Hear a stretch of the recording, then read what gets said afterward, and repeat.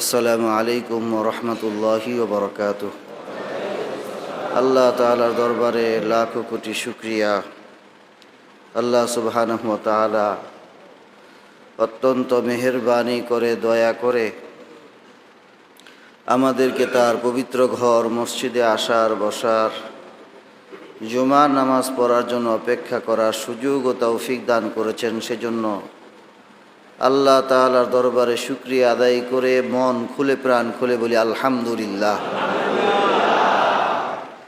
আল্লাহ সুবহানাহু ওয়া তাআলা মৌত পর্যন্ত, মৃত্যু পর্যন্ত আমাদেরকে মসজিদের সাথে সম্পর্ক রাখার তৌফিক দান করেন বলি আমিন। হাশরের ময়দানে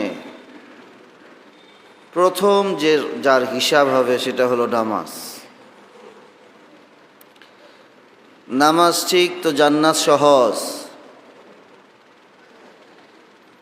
নামাজের আমল ঠিক, বাকি হিসাব নিবেনও না, এরকমও হাদিস আসছে।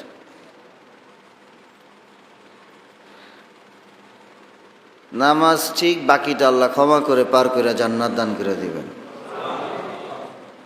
কত গুরুত্বপূর্ণ কাজ। কোরআনে কারীমের মধ্যে ৮২ বার সরাসরি আল্লাহ নির্দেশ করেছেন আকিমুস সালাহ, নামাজ কায়েম করুন। সূরা তাওবা মুনাফিকদের আলোচনা প্রথমে অংশে মুনাফিকদের প্রতি বিরক্ত হয়ে আল্লাহর রাগ এবং গোসার কারণে ১১৪ সূরার মধ্যে শুধু একটা সূরা শুরুতে বিসমিল্লাহির রহমানির রহিম নাই। এটা কোন সূরা? সূরা তাওবা। ১১৪টা সূরায় ১১৩ বার বিসমিল্লাহ আসছে, ১13টায়। শুধু এই সূরা তাওবা শুরুতে বিসমিল্লাহ নাই। কারণ কি? বিসমিল্লাহর মধ্যে রহমান আর রহিম আছে, দয়া।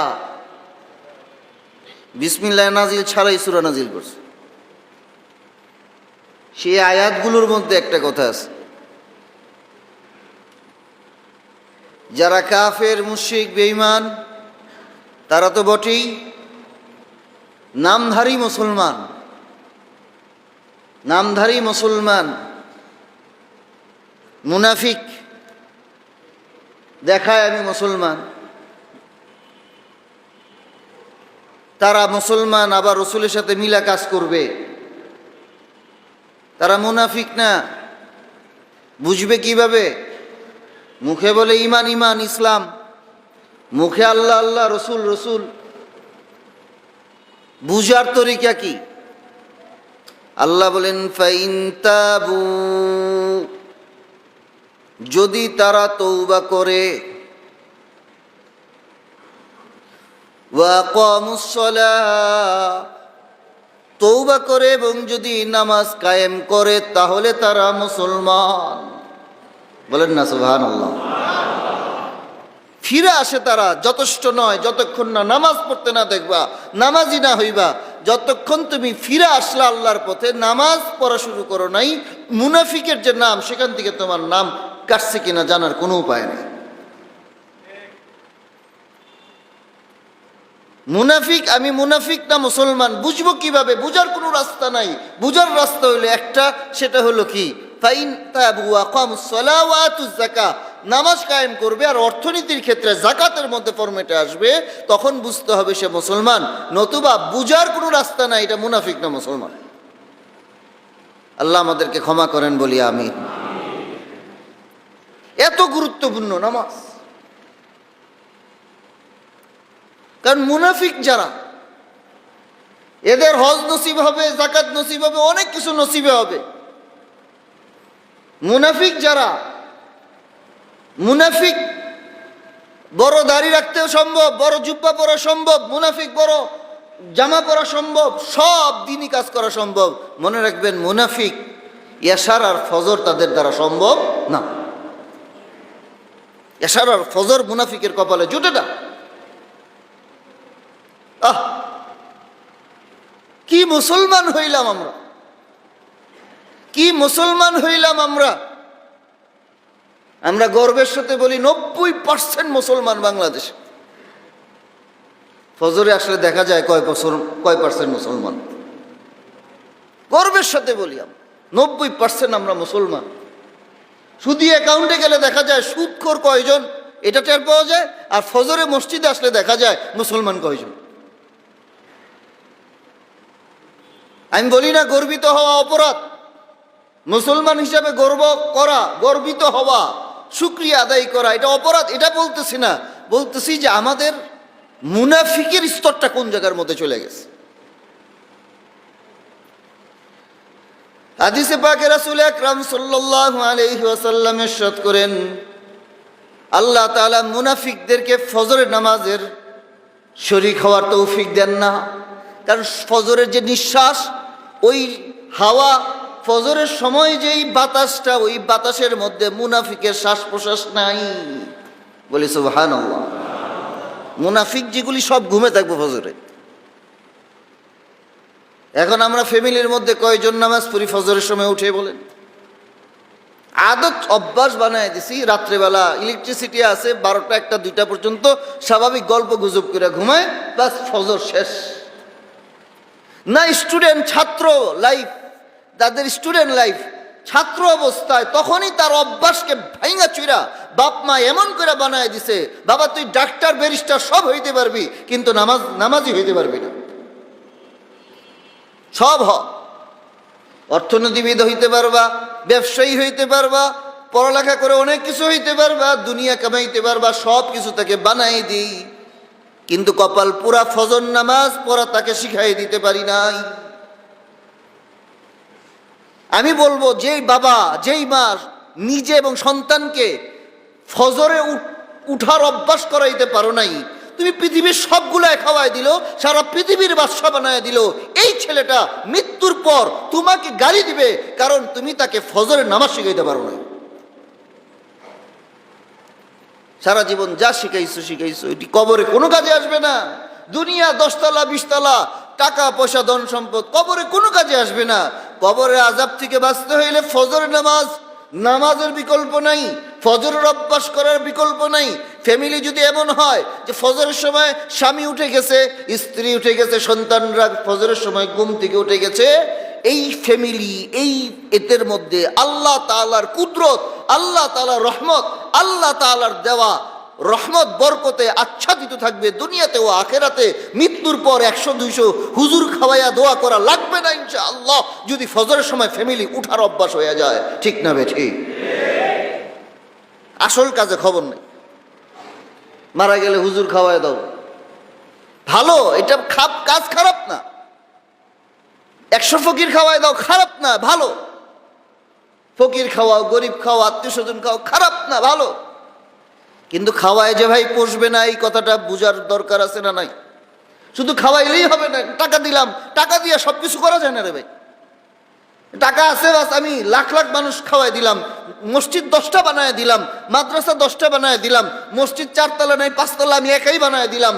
100টা মসজিদ বানাইলে আল্লাহকে যতটা রাজি আর খুশি করা যাবে, বিশ্বাস করেন ফ্যামিলির সন্তান যদি একটাকে ফজরের সময় আমি উঠায় অভ্যাস করে নামাজি বানাইতে পারি, আমার দৃষ্টিতে আমি যতটুকু কোরআন হাদিস বুঝছি, আমার চোখে 100 মসজিদ বানানোর চাইতে নিজের একটা ছেলেকে নামাজি বানানো আল্লাহর কাছে বেশি প্রিয় হবে।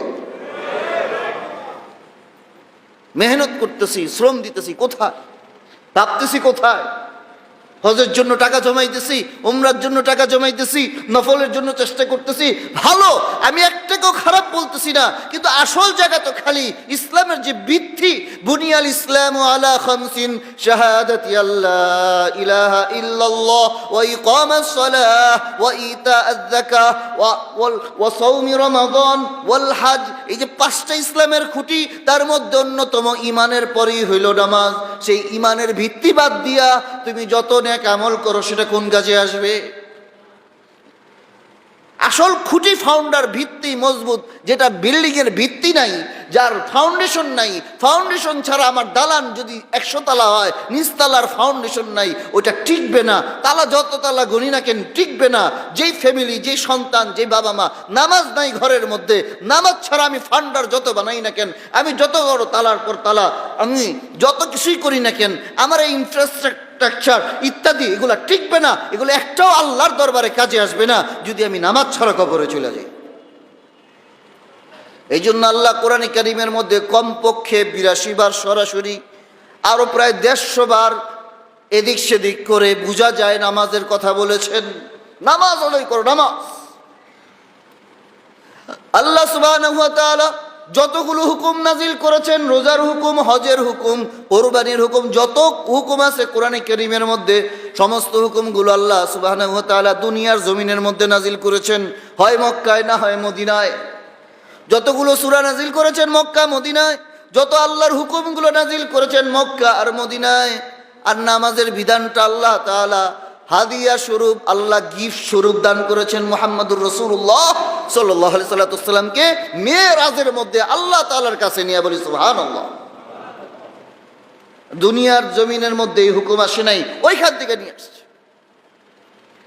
এই নামাজের উপর ভিত্তি করে একজন মুসলমান সত্যিকারের মুসলমান, একজন কাফের সত্যিকারের কাফের না মুসলমান, পার্থক্য সূচনা করবে নামাজের মাধ্যমে। নবীজি সাল্লাল্লাহু আলাইহি সাল্লাম বলেন, মান তারাকা সালাতান মুতাআম্মিদান ফাকাদ কাফার। মান তারাকা সালাতান মুতাআম্মিদান, ইচ্ছা করে যে নামাজ ছেড়ে দেয় সেই কাজটা কুফরি, সেই কাজটা কাফিরি কাজ।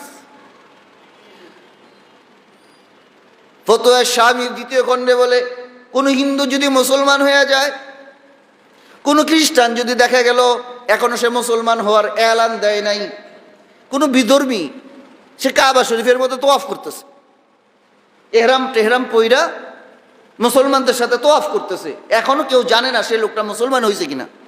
সবাই জানে এই লোকটা অন্য ধর্মের লোক, বিধর্মী, কিন্তু সে তোয়াফ করতেছে, হজের হুকুম আহকাম পালন করতেছে, আর ঘোষণা ছাড়া এলান ছাড়াই মারা গেল। এখন তার জানাজা হবে কিনা, এখন তাকে মুসলমানদের কবরে দাফন দেওয়া হবে কিনা, তখন বলবে যে তোমরা, ও যে মুসলমান হয়েছে কেউ জানো? কেউ বলে না, আমরা কেউ জানি না। কোনো সাক্ষী আছে? কোনো সাক্ষী নাই। কেন? এর জানাজাও নাই, মুসলমানদের কবরস্থানে দাফনও নাই। কেন? এই জন্য ইহুদিরাও হজ করে, ইহুদিরাও তওয়াফ করে, খ্রিস্টানরাও করে, বিধর্মী পৌত্তলিক মূর্তি পূজক তারাও তোয়াফ করে, তারাও কাবা ঘর মানত। কাবা ঘরের ভিতরে 360টা মূর্তি দিয়া তারা পূজা করতো, ইবাদত করতো, তোয়াফ করতো, উলঙ্গ হয়ে তোয়াফ করতো, ইতিহাসের মধ্যে পাওয়া যায়। সুতরাং এই যে তোয়াফ করার দ্বারা কেউ প্রমাণিত হয় না যে সে মুসলমান হয়েছে। এমনও হইতে পারে যে তার শখ, সে তোয়াফ করছে, তার ধর্ম মতে এটা ইসলাম ধর্ম, এটা নিশ্চিত না। ফতোয়া শামীর মধ্যে বলে, কিন্তু যদি কোনো এমন লোক পাওয়া যায় বিধর্মী, যে এখনো ইসলামের সবার কারো কাছে প্রকাশ করে নাই, কিন্তু দেখা গেল মসজিদে এসে জামাতের সাথে নামাজের মধ্যে শরীক হয়ে গেছে, মসজিদে আসছে, নামাজ পড়তেছে, মুসলমানরা যেভাবে নামাজ পড়ে সেইভাবে নামাজ পড়তেছে, জামাতের সাথে নামাজ পড়েছে, এখনো কারো কাছে বলে নাই। এই অবস্থায় যদি তার মৃত্যু হয়ে যায়, এখন যদি বলা হয় এই যে মারা গেছে সে মুসলমান হয়েছে কিনা, কেউ সাক্ষী আছেন? বলে না না, কোনো সাক্ষী নাই। বলে কোনো সাক্ষীর দরকারও নাই। মুসলমানদের সাথে জামাতের সাথে এসে যদি কাউকে নামাজরত অবস্থায় দেখা যায়, আল্লাহর নবী বলে গেছেন তার ইমানের ব্যাপারে তোমরা সাক্ষী দিবে। জোরে বলি সুবহানাল্লাহ। নামাজে যদি দেখতে পাও, তার ইমানের ব্যাপারে তোমরা সাক্ষী দিবে আল্লাহর কাছে, মানুষের কাছে সাক্ষী হবা যে এই লোকটা যেহেতু নামাজি, তাইলে ইমান তার ঠিক আছে, ভুল চুক থাকলে সেটা অন্য জায়গায়। সাহাবায়ে কেরাম রিদওয়ানুল্লাহু তাআলা আলাইহিম আজমাইন নামাজি জামাত করেছিলেন, নামাজি জামাত। নামাজকে তারা পাকড়াও করে আঁকড়ায় ধরেছিলেন। ও মুসলমান, আমাদের প্রত্যেকটা সন্তানকে নামাজি বানাতে হবে, না হয় এই যে সামনের যুগের যে চ্যালেঞ্জ, সামনের যুগের যে অবস্থা, একটা সময় ছিল নামাজ না পড়লেও মানুষের ইমান টলতো না, গুনাহ করতো, গুনাহগার থাকতো, ইমান ঠিক থাকতো। কিভাবে? ইমানের ব্যাপারে তারা ছাড় দিত না। নামাজ পড়ুক আর না পড়ুক, মাদ্রাসা নিয়ে কেউ কথা বললে, কোরআন নিয়ে কেউ কথা বললে ওরে ছাড়তো না। কিন্তু এখন এমন এক যুগ আসছে, এখন ভাই এত সহজ না ইমান ঠিক রাখা। স্কুল কলেজ ইউনিভার্সিটি অনলাইনের যুগ, এখানে সেখানে বিভিন্ন জায়গায় নাস্তিকতার যুগ। এখন সাধারণ কথাবার্তায় মুসলমানদের ইমানের মধ্যে নাস্তিকতা চলে আসতেছে। এই মুহূর্তে যদি আপনার সন্তানকে আপনি নামাজি বানায় না যান, এই আশা করা বোকামি যে সে ইমান নিয়ে কবরে যাইতে পারবে, এই আশা করাটা ঠিক না। এই যুগে ঠিক না। এই যুগে তো ভাই নামাজ পড়া ইমান ঠিক রাখা মুশকিল, ঠিক না বে ঠিক? এই যুগটা এমন চলতেছে যে নামাজ টামাজ পড়াও ইমান ঠিক রাখা মুশকিল। আর এই সময় যদি নামাজি বানাইতে না পারি, আমার পরবর্তী প্রজন্মের মধ্যে মুসলমান থাকবে কিনা সন্দেহ। নাস্তিকরা চায়, কাফেররা চায় এই যে শুক্রবার জুমার দিন ছুটির দিনটা আছে না, এই ছুটির দিনটা যদি ছুটি না হইয়া এই দিনটা সারা বিশ্বের সাথে মিলিয়ে একসাথে যদি কর্ম ব্যস্ততার দিন থাকতো, ওয়ার্ক আওয়ার থাকতো, ওয়ার্ক ডে থাকতো, তাহলে কি হতো? তাহলে শুক্রবার দিনটা রবিবার দিনটার মধ্যে যদি ছুটি হতো, বাংলাদেশের অর্থনীতি সমৃদ্ধি আসতো। কেন? সারা বিশ্বের সাথে তাল মিলিয়ে চলতে পারতো। সারা বিশ্বে ইউরোপ কান্ট্রিগুলো, বিধর্মী রাষ্ট্রগুলোতে রবিবার দিন ছুটির দিন, বাংলাদেশ ব্যাকওয়ার্ড, শুক্রবার দিন ছুটির দিন। শুক্রবার দিন ছুটির দিন থাকলে তো মানুষ কি হয়, একটা দিন ওদের সাথে ব্যবসা বাণিজ্যে আমাদের ব্যাঘাত ঘটে। সুতরাং শুক্রবার দিনটা যদি স্কুল কলেজ খোলা থাকতো, শুক্রবার দিন যদি কলকারখানা সব খোলা থাকতো, তাহলে রবিবার দিন ছুটি দিলে ভালো হইতো। মনে রাখবেন, এগুলো যারা বলে এরা সরাসরি ইসলামের দুশমন। স্কুল কলেজের পোলাপানগুলো, ছোট ছোট বাচ্চাগুলো ধর্মীয় শিক্ষা থেকে তো বঞ্চিত হয়েছেই। ইসলামের সৌভাগ্য থেকে, ইসলামের নূর থেকে, কোরআন এবং সুন্নাহ থেকে এদেরকে বঞ্চিত করা হয়েছেই।